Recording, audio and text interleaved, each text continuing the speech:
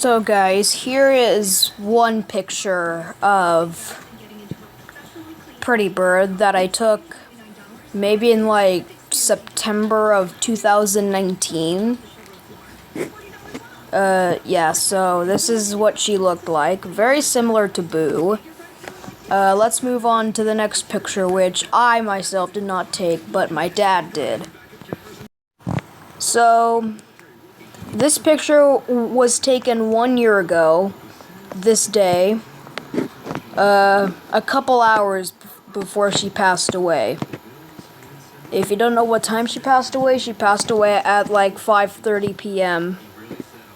Anyway, and these are the details of when that picture was taken. So as you can see, it was taken at almost 4 o'clock, so about 2 hours before she passed away. And then I got this very heartbreaking picture of her on the morning of the 15th, which is one day after she passed away. And as you can see, we put her in this little container,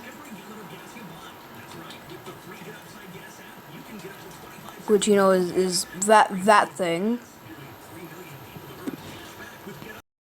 Anyways, guys, then my dad and his friend drove all the way from Everett, which is where we live, and drove all the way down to Mount Si, which is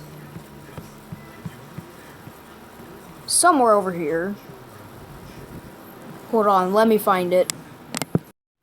Alright, then here is Mount Si, and they hiked all the way up Mount Si with Pretty Bird in that box.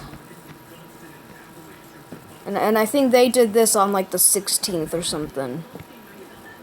And then they climbed to the summit of Mount Si, and then they buried her somewhere around here. So Pretty Bird is currently about 30 miles away from us, just buried in this little pocket here at the top of Mount Si. Now, of course, you won't see her because she's underground. And as you can, and as you saw in the other picture, you could see that my dad put one of his shirts in there, and he's left that in there. We tried to take her to the vet, but she passed away on the way there.